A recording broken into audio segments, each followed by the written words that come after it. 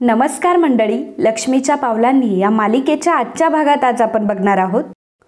कला ही मंदिरात बसलेली असते आणि खूप रडत असते. भूतकाळात घडलेल्या गोष्टी तिला आठवत असतात की कशा प्रकारे मंगळागौरीच्या दिवशी कलाची त्याने माफी मागितली होती, कलाला लक्ष्मीची उपमा दिली होती आणि रक्षाबंधनाच्या दिवशी तो संगीताला आणि काजलला घेऊन घरी आला होता, तेही फक्त कलाला सरप्राईज देण्यासाठी. त्यानंतर जेव्हा तिला हाताला भाजलं होतं तेव्हा अद्वैतने स्वतः तिला हाताला मलम लावून दिलं होतं, तिची काळजी घेतली होती. अद्वैत तिची एवढी काळजी घेत होता, तिला एवढं जपत होता, तिच्याशी एवढं चांगलं बोलत होता. याच्या मागे त्याचा एक फायदा होता. ही गोष्ट कलाला समजलेली असते आणि त्याच गोष्टीचं कलाला प्रचंड वाईट वाटलेलं असतं. तर इकडे मूर्ख नैनाने संगीताला कॉल केलेलं असतं आणि घाबरून दिलेलं असतं आणि सांगत असते की सकाळपासून ती कुठे गायब झाली आहे काही माहीत नाही, तिचा काही पत्ता नाही कुठे. आणि मगाशी अद्वैतने तुला फोन केला होता तर हेच विचारायला केला होता. संगीता म्हणते की अगं पण जावई बापू तर तसं काहीच म्हटले नाही. नैना म्हणते की त्याने डायरेक्टली ह्याच्यासाठी नाही विचारलं कारण तुम्ही उगाचच काळजी कराल म्हणून. संगीता नैनाला म्हणते की अगं मग अशी कुठे गेली असेल ती, तुम्ही तिला कॉल करून बघा ना. तेव्हा नैना म्हणते की मम्मा तुला वाटतं का की आम्ही तिला कॉल केला नसेल, पण काय करणार, तुझी लाडकी मुलगी फोन सुद्धा घरीच विसरून गेली आहे. एवढी कशी गई रिस्पॉन्सिबल ती, आणि तरीही सुद्धा तुला नेहमी तिचंच कौतुक असतं. तेव्हा संगीता म्हणते की अगं असं नाही नैना बाळा, हे बघ तू टेन्शन घेऊ नको, आणि तसंही आता तू 2 जीवाची आहे. हे बघ सगळं होऊ दे परंतु तू टेन्शन घेऊ नकोस, आम्ही बघतो काय करायचं ते, आम्ही 2 जण येतो आता तुझ्या घरी. तेव्हा नैना म्हणते की नाही त्याची काही गरज नाहीये, तुम्ही अजिबात इकडे येऊ नका, तुम्ही तिकडेच थांबा. चुकून जर कला तिकडे आली तर तुम्ही मला लगेच इन्फॉर्म करा, आणि हो तसे इकडे काय होत राहील मी तुला कळवत राहील, असं म्हणून नैना फोन ठेवून देते. त्यानंतर बाबा संगीताला विचारतात की काय झाले संगे. तेव्हा संगीता सांगू लागते की अहो कला त्यांच्या घरी नाहीये आणि कला कोणाला सांगूनही गेली नाहीये. अशी बेजबाबदारपणे तर कधीच वागत नाही आपली कला, मग असं का केलं असेल तिने. बाबा म्हणतात की नाही काहीतरी विचित्र घडलं असणार, नाहीतर माझी मुलगी असा निर्णय कधीच घेणार नाही. आपण एक काम करूया, आपण लगेच जाऊयात तिकडे. संगीता म्हणते की नाही नैनी म्हटली की कला इथंच येईल, आणि आपण जर दोघं इथे नसेल तर काय व्हायचं मग तिचं. आपण एक काम करूया, आपण इथेच थांबूया आणि कलाची वाट बघूयात. तर इकडे चांदेकरांच्या घरी आबांची तब्येत फार खराब होत असते. कलाचा विचार करून आबांची तब्येत आता खराब झालेली असते आणि आबा सर्वजण आबांभोवती गोळा होतात, आबांची काळजी घेत असतात. रोज म्हणत असते की भाऊजी लगेचच तुम्ही डॉक्टरांना फोन करा, परंतु डॉक्टरांचा फोनच लागत नसतो. आबांची तब्येत खराब होत असते, सर्वजण बाजूने गोळा असतात. तेव्हा आबा म्हणतात की बाजूला व्हा आधी, मला काहीही झालेलं नाहीये. त्यापेक्षा आधी एक काम करा की कलाला शोधा आधी. गणपती बाप्पाचं विसर्जन झालं आणि घरातली लक्ष्मी बाहेर पडली. रजनी म्हणते की बरं आपण एक काम करूया, आपण सर्वजण बाजूला होऊयात, म्हणजे आबांना जरा वाराही लागेल. अद्वैत मनात विचार करत असतो की काय चाललंय नेमकं हिचं आणि कुठे गेली असेल ही. हिला दुसऱ्यांचा विचार कधी करताच येत नाही का, फक्त स्वतःचा विचार करत असते. आपल्या मूर्खपणामुळे कोणाला तरी त्याचा त्रासही होऊ शकतो, एवढे बेसिक मॅनर्स नाही हिच्यामध्ये. अद्वैत काकांना विचारतो की डॉक्टरांना फोन लागला का. तेव्हा काका म्हणतात नाही रे. आबा अद्वैतला म्हणत असतात की अद्वैता डॉक्टरला फोन लागला की नाही याची चिंता नका रे करू, पहिल्यांदा हे शोधा की कला कुठे गेली आहे. अद्वैत म्हणतो की आबा तुम्ही काळजी करू नका, मी शोधतोय ना. अद्वैत मनात विचार करत असतो की हे सगळं त्या खरेमुळे होतंय ना, सोडणार नाही मी तिला. आई माझ्याशी बोलत नाही, आबांची तब्येत अशी बिघडते, आता तर मी तिला सोडणारच नाही. आता फक्त तिला समोर येऊ देत, तिला चांगला जाब विचारतो. तर इकडे कला मात्र मंदिरातच असते आणि अजूनही रडत असते आणि हातातल्या चिठ्ठीकडे बघत असते. तर इकडे आबांची तब्येत फारच खराब होत असते. श्रीकांत सोहमला विचारतो की डॉक्टरांचा फोन लागला का. तेव्हा सोहम म्हणतो की नाही ना, त्यांचा फोनच नाही लागत आहे, कदाचित विसर्जनाच्या गडबडीमध्ये असतील आणि त्यामुळे ते फोन नाही घेत. तर श्रीकांत काका त्याला म्हणत असतात की काही नाही, परंतु कंटिन्यू तू डॉक्टरांना कॉल करत जा, एक तरी फोन त्यांचा नक्की लागेल. आबांची तब्येत अजून खराबच होत चाललेली असते. अद्वैतला मात्र ते अजिबात बघवत नसतं आणि तो विचार करत असतो की ही कला खरे नक्की समजते तरी कोण स्वतःला. आगाऊ, अति आगाऊ, नुसता माज भरलाय नुसता हिच्या अंगामध्ये. देवाचं सगळं करून दाखवलं, दिवसभर किचनमध्ये बसून जेवण बनवून दाखवलं आणि 4 लोकांनी आपलं कौतुक केलं म्हणून आपण सगळ्यांच्या नजरेत ग्रेट झालो असं तिला वाटतं. आबा अद्वैतला पुन्हा एकदा म्हणतात की अद्वैता कलाचं काही कळलं का रे. तेव्हा अद्वैत म्हणतो की नाही आबा अजून तरी काही कळलं नाहीये, परंतु प्लीज तुम्ही शांत राहा. आबा कला कला असंच म्हणत असतात. श्रीकांत काका अद्वैतला म्हणतात की अद्वैत, मला काय वाटतंय की डॉक्टरांचा फोनही लागत नाहीये आणि मी आनंदला त्यांच्या घरीही पाठवलंय, परंतु मला असं वाटतंय की तोपर्यंत आपण आबांना हॉस्पिटलमध्ये घेऊन जायचं का? सरोज म्हणते की अहो आबा ऐका ना, प्लीज आपण हॉस्पिटलमध्ये जाऊयात ना. अद्वैत विचार करू लागतो की नाही, आज माझ्याकडे कुठलाही ऑप्शन नाहीये. आज मला खरेला शोधून आणलंच पाहिजे, निदान आबांसाठी तरी, नाहीतर आबांची तब्येत अजूनच खराब होईल. त्याचवेळी रोहिणी ही नैनाला इशारा करून सांगते की आबांची शॉल बाजूला कर म्हणून. तर लगेचच नैना आबांना म्हणते की आबा आबा, अहो तुम्हाला खूप गरम होत असेल ना, थांबा एक मिनिट, मी तुमची ही शाल बाजूला करते. मला तर तुमची जास्त काळजी वाटते. त्या नैनाला जाऊ द्यात ना, तिला जे करायचंय ते करू द्या, परंतु मला तुमची फार काळजी वाटते. तेव्हा मग आबा आता नैनावर ओरडतात आणि म्हणतात की थांब, काय चाललंय ग तुझं? हे बघा, मला काहीही झालेलं नाहीये, तुम्ही उगाच माझी काळजी करत बसू नका, त्यापेक्षा जाऊन तुम्ही कलाला शोधा. मग अद्वैत आबांना म्हणतो की हे बघा आबा, तुम्ही काळजी करू नका, मी आत्ताच्या आत्ता बाहेर जातो आणि कलाला शोधतो, प्लीज तुम्ही शांत राहा बरं. असं म्हणतच अद्वैत आता घडलेल्या प्रसंगाचा आणि परिस्थितीचा विचार करून लगेचच कलाला शोधायला निघतो. परंतु यावेळी सुद्धा सरोजला राग आलेला असतो की अद्वैत कलाला शोधायला बाहेर निघालाय म्हणून. तर इकडे कला अजूनही मंदिराच्या बाहेरच बसलेली असते, रडत असते, त्या चिठ्ठीकडे बघत असते. तर आता गुरुजींची सुद्धा घरी जाण्याची वेळ झालेली असते. गुरुजी आता बाहेर येतात आणि कलाला म्हणतात की मंदिरात बसून रडतीये म्हणजे नक्कीच काहीतरी चुकलंय, पण काळजी करू नको, सगळं काही नीट होईल, मी या देवळाचा गुरुजी आहे. मगाच्यापासून मी बघतोय की तू सारखीच रडतीये आणि इथेच बसून आहेस. मगाशी तर मी तुला विचारायला नाही आलो, म्हटलं जाऊ देत, हिला रडू देत, परंतु आता मात्र मला तुझ्याशी बोलावंसं वाटतंय की चांगल्या घरची दिसते, इतक्या उशिरापर्यंत इथं थांबू नकोस, आता घरी जा आणि घरी थांब, इथं थांबणं खूप अनसेफ आहे. कला गुरुजींना म्हणते की गुरुजी प्लीज, मी रात्रभर इथं थांबू शकते का?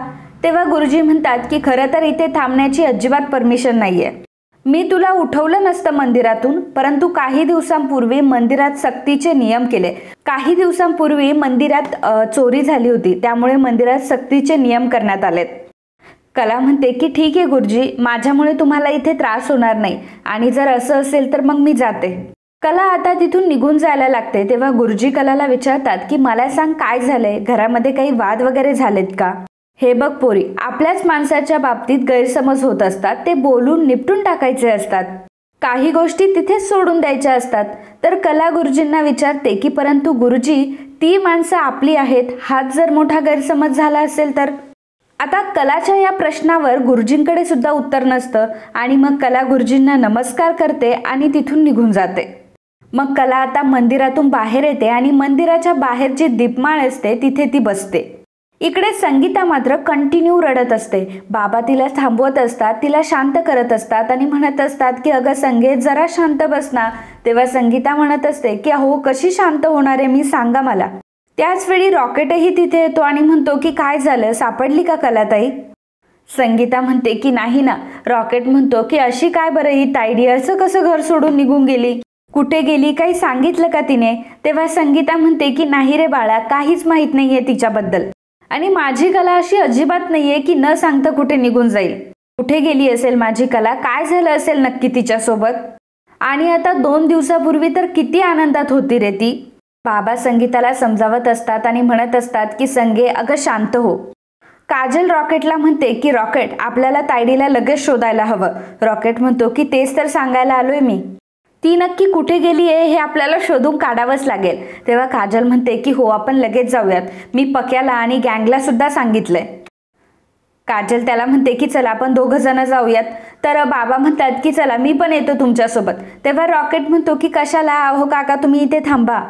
मग काजलही बाबांना म्हणते की बाबा ऐका ना, प्लीज तुम्ही आईसोबत राहा, कारण मी आईला पण एकटं नाही सोडू शकत, आम्ही 2 जण जातो आईला शोधायला, तुम्ही अजिबात काळजी करू नका, तुम्ही आता प्लीज आई बरोबर थांबा. असं म्हणून काजल आणि रॉकेट तिथून निघून जात असतात. तेव्हा बाबा जाता जाता त्यांना सांगत असतात की वेळोवेळी फोन करत जा, म्हणजे आम्हाला सगळ्या गोष्टी कळतील, आमच्या कानावर सगळ्या गोष्टी घालत जा. आणि मग रॉकेट आणि कला तिथून निघून गेलेले असतात. संगीता मात्र खूपच रडत असते आणि बाबा तिची समजूत घालत असतात. तर इकडे अद्वैत हा आता गाडी घेऊन निघालेला असतो आणि कलाला शोधत असतो. गाडीतून तो इकडे तिकडे बघत असतो, कला कुठे दिसते की काय हे बघत असतो आणि विचार करत असतो की एवढा कोल्हापुरामध्ये तिला शोधणं कठीण आहे, हिला तर जरा पण अक्कल नाहीये. आपल्या वागण्यामुळे हिला त्रास होत असेल याचा अजिबातही विचार करत नाही ही मुलगी. एखाद्याला वेठीला कसं धरायचं आणि आपला मनमर्जीने कारभार कसा करायचा त्या गोष्टींच्या सर्व स्ट्रॅटेजी अगदी व्यवस्थित जमतात हिला. अक्कल तर नुसती शून्य आहे या मुलीमध्ये. सतत लोकांचं अटेन्शन मिळवण्यासाठी सगळ्या गोष्टी करत असते. आणि जर हिच्यामुळे आबांना काही झालं ना, मी हे इमॅजिन सुद्धा करू शकत नाही. आय होप घरी डॉक्टर आले असतील. तर अद्वैत आता घरी डॉक्टर आलेत की नाही हे विचारण्यासाठी सोहमला कॉल करतो. सोहमला तो विचारतो की काय रे, आबांची तब्येत आता ठीक आहे का आणि डॉक्टर आले का. तेव्हा सोहम म्हणतो की नाही ना, डॉक्टर राजे यांना कॉल लावत होतो परंतु त्यांचा कॉल लागत नाहीये आणि म्हात्र्यांना कॉल लावतोय तर तेही घेत नाहीयेत. बाबांनी हॉस्पिटलमध्ये सुद्धा ट्राय केलं परंतु विसर्जनामुळे सगळ्यांचीच गडबड सुरू आहे. मला सांग दादा, तिकडे काय चाललंय, कलावहिनी सापडली का तिकडे. अद्वैत म्हणतो की सोहम तू एक काम कर, तू फोन स्पीकरवर टाक आणि आबांकडे दे. मग अद्वैत आबांना म्हणतो की हे बघा आबा, मी तुमच्या सुनेला घरी घेऊन येणार आहे, तुम्ही त्याबद्दल अजिबात काळजी करू नका. परंतु जोपर्यंत आम्ही घरी येत नाही तोपर्यंत तुम्ही मला प्रॉमिस करा की तुम्ही अजिबात टेन्शन घेणार नाही. तर आबा फक्त अद्वैत अद्वैत असं म्हणत असतात आणि आबांना बोलताना सुद्धा खूप त्रास होत असतो. अद्वैत म्हणतो की आबा तुम्ही अजिबात काळजी करू नका, मी आहे ना, मी तिला घरी घेऊन येईल.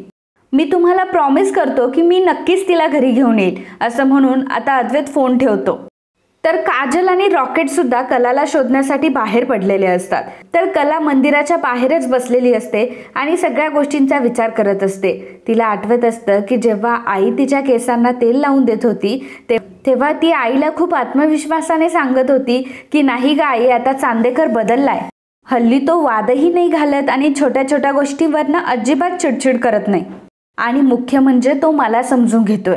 कलाला त्या सगळ्या गोष्टी आठवत असतात आणि कशा प्रकारे आपण अद्वैतवर एवढा विश्वास ठेवला आणि अद्वैतने आपलाच विश्वासघात केला, त्यामुळे कला ही फार हर्ट झालेली असते. रॉकेट आणि काजल सुद्धा सगळीकडे कलाचा फोटो दाखवत असतात आणि कलाला शोधत असतात परंतु अजूनही कलाचा काहीही पत्ता नसतो. अद्वैत गाडीमधून चाललेला असतो, अजून कला त्यालाही भेटलेली नसते. तर अद्वैत संगीताला कॉल करतो आणि संगीताला तो विचारतो की तुमची मुलगी आली आहे का तुमच्याकडे.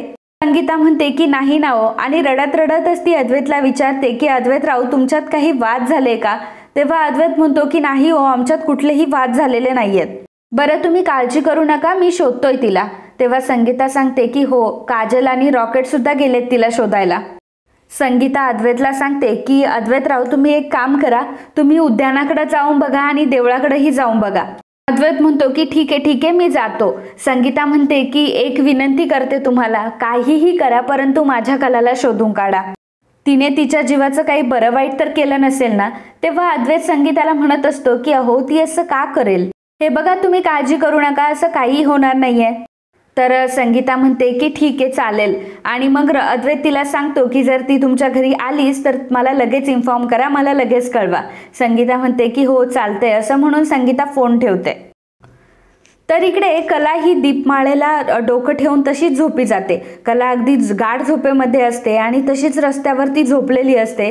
आता त्याच गोष्टीचा फायदा घेऊन 3 गुंड तिथे येतात आणि त्यातला एक गुंड कलाच्या खांद्यावर हात ठेवतो. तर कला दचकते आणि उठते. तर त्या 3ही गुंडांना बघून कला खूप घाबरते आणि मग तो गुंड कलाला म्हणत असतो की अरे अरे घाबरलीच कशाला, आलोय ना मी, सांग की काय झालंय तुला. तर दुसरा गुंड येतो आणि तो कलाला म्हणतो की अरे एवढी सुंदर मुलगी आणि एवढ्या सुनसान ठिकाणी, मला तर जास्त टेन्शन आलंय आता.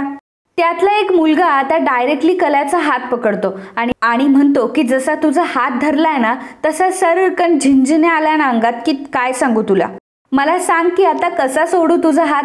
तर दुसरा गुंड म्हणत असतो की नाही अरे आपल्याला खूप छान पाखरू भेटले आज. तर त्यातला एक मुलगा म्हणत असतो की मी तुझी सगळी सेवा करतो, काय करायची ती, फक्त तू आमची सेवा कर. कला आता प्रचंड घाबरलेली असते. त्या 3ही गुंडांनी मिळून कलाला पकडलेलं असतं. तर कला आता वाचवा वाचवा असं ओरडत असते आणि मग त्यातला एक गुंड कलाच्या तोंडावरच हात ठेवतो. कला आता त्याच्या हाताला जोराचा चावा घेते आणि दुसऱ्याचे केस ओढून त्याला खाली पाडते. कला त्या गुंडांशी 2 हात करत असते परंतु ते 3 जण असतात आणि कला एकटीच असते. आता एकाने कलाचे हात धरलेले असतात आणि दुसरा मुलगा कलाचं आता तोंड दाबतो आणि म्हणतो की काय चाललंय तुझं. कला त्याला म्हणत असते की सोड मला आधी. तर तो म्हणतो की नाही सोडणार, काय करशील. त्या तिन्ही गुंडांनी कलाला पकडलेलं असतं. आता कलाला मदतीची अपेक्षा असते, परंतु तो रस्ता एवढा सुनसान असतो की त्याच्यावर एक गाडी सुद्धा येत नसते. आणि नेमका अद्वैत आता त्या रस्त्याने येत असतो, कारण संगीताने त्याला सांगितलेलं असतं की मंदिराच्या जवळ तुम्ही शोधायला जा. तर अद्वैत तिचं ऐकून आता मंदिराच्या तिथे शोधण्यासाठी आलेला असतो. तर कला आता बघते आणि अद्वैतची गाडी ती चांगली ओळखते आणि म्हणते की ही तर अद्वैतची गाडी आहे आणि जोरात ती अद्वैतला आवाज देते. परंतु त्यावेळी अद्वैत पुढे निघून गेलेला असतो आणि अद्वैत असं म्हटल्यावर अद्वैतला क्लिक होतं आणि अद्वैत पुन्हा एकदा मागे येतो आणि समोर बघतो तर काय की तीन गुंडांनी कलाला पकडलेलं असतं. ते सगळं दृश्य बघून अद्वैतला आता त्या गुंडांचा खूप राग आलेला असतो आणि अद्वैत आता गाडी थांबवतो आणि रागातच गाडीच्या खाली उतरतो. मग अद्वैत आता त्या तिन्ही गुंडांची चांगलीच पिटाई करतो. एक गुंडाला धरून चांगलाच मारत असतो. तर त्यातला एक गुंड पुन्हा एकदा कलाकडे जातो आणि कलाचा हात पकडतो. कला मोठ्याने अद्वैत असं ओरडते. तर अद्वैत पुन्हा एकदा कलाची त्या गुंडापासून सुटका करतो आणि पुन्हा त्या गुंडाला बेदम मारतो. तर आता सगळ्या गुंडांची चांगलीच पिटाई करून झालेली असते. सगळे गुंड खाली पडलेले असतात. सगळ्या गुंडांना अद्वैतने झोपवलेलं असतं आणि मग अद्वैत आता कलाचा हात धरतो आणि कलाला घेऊन गाडीमध्ये जबरदस्तीने बसवत असतो. तर कला आता जोरात अद्वैतचा हात झटकते आणि म्हणते की मी कुठेही येणार नाही. अद्वैत तिला म्हणतो की तुला काही कळतं का? एवढ्या रात्रीची इथं कुठं बसली आहेस तू? आणि काय ग, काय समजतेस स्वतःला? एवढ्या रात्री कोणालाही न सांगता कुठे गेली होतीस ग? ही काय पद्धत झाली वागायची? स्वतःला एवढी शहाणी समजतेस का तू? कला अद्वैतला म्हणते की थांब चांदेकर, मी तुझ्यासोबत कुठेही येणार नाहीये. अद्वैत कलाला म्हणतो की हाऊ डेअर यू, तू काय बोलते? तुझं तुला तरी कळतंय का? आणि आता समोर जे काही झालं त्याचं भान तरी आहे का तुझ्यासोबत काय झालं ते? अगं काय वागतीयस? तुझं तुला तरी कळू दे. आता जर त्या गुंडांनी काही वाईट साईट केलं असतं तुझ्यासोबत म्हणजे, आणि समजा जर त्या गुंडांनी काही केलं असतं तर चांदेकरांच्या इज्जतीचं काय झालं असतं? एवढा साधा विचार तुझ्या डोक्यात कधी आला नाही?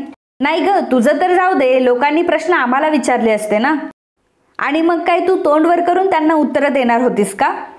तर आता कलालाच अद्वैतच्या बोलण्याचा खूप मोठा धक्का बसलेला असतो की अद्वैतने त्या गुंडांपासून कलाची सुटका तर केली, तर अद्वैतचा त्यामागे कलाची इज्जत वाचवण्याचं सोडून चांदेकरांची इज्जत वाचवणं हे मोठं ध्येय होतं. आणि माझ्यासोबत उद्या काहीही झालं असतं तरी अद्वैतला चाललं असतं जर माझं नातं चांदेकरांशी जोडलं गेलं नसतं.